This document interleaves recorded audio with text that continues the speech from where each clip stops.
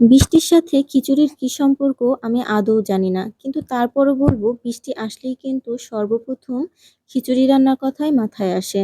যাই হোক সকাল থেকে বাহিরে বৃষ্টি হচ্ছিল, ঝুম বৃষ্টি না তবে ভালোই বৃষ্টি হচ্ছিল। সারা রাত বৃষ্টি হয়েছে তাই সকালে উঠেই ভাবলাম যে আজকে খিচুড়ি রান্না করি। আর খিচুড়িটা আমার এবং আমার ঘরের অন্যান্য সদস্যদের প্রত্যেকেরই অনেক বেশি পছন্দ।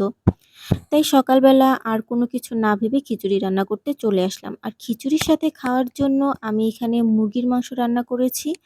আমি এখানে লেয়ারের যে মুরগিটা রয়েছে সেই মুরগির মাংসটাই রান্না করেছি। আর এটা যেহেতু একটু রান্না করতে সময় বেশি লাগে, আমি ফার্স্টে প্রেসারে কিছু সময় রান্না করার পর অন্য একটা প্যানে রান্না করে নিই। আর এভাবে রান্না করলে কিন্তু সময়ও অনেক কম লাগে আর মাংসটাও অনেক সুন্দর সেদ্ধ হয়ে যায়।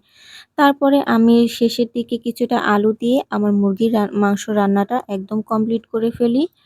এবার আমি অন্য একটা প্যানে খিচুড়ি রান্না করি। আসলে খিচুড়ি রান্না করতে কিন্তু তেমন একটা সময় লাগে না। খুব সহজেই খিচুড়ি রান্না করা যায়।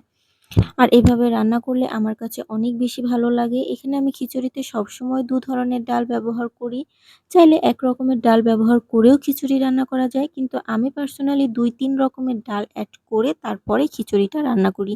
আমার মনে হয় খিচুড়িটা কম বেশি সবারই পছন্দ। অনেকেই আবার পোলাও খেতে পছন্দ করে। কিন্তু আমার কাছে কিন্তু পোলাওয়ের চাইতে এই খিচুড়িটাই বেশি ভালো লাগে। সেটা হোক যেকোনো মুরগির মাংস অথবা গরুর মাংস অথবা ডিম ভাজা যেকোনো কিছুর সাথেই কিন্তু খিচুড়িটা খেতে দারুণ লাগে। এখানে আমার রান্না একদম কমপ্লিট। আসলে খিচুড়ি, মাংস রান্না করতে কিন্তু অন্য যেকোনো কিছুর চাইতেও খুব সহজেই রান্না করা যায়। আর আমার মনে হয় আমি খিচুড়িটা বেশ ভালোই রান্না করতে পারি।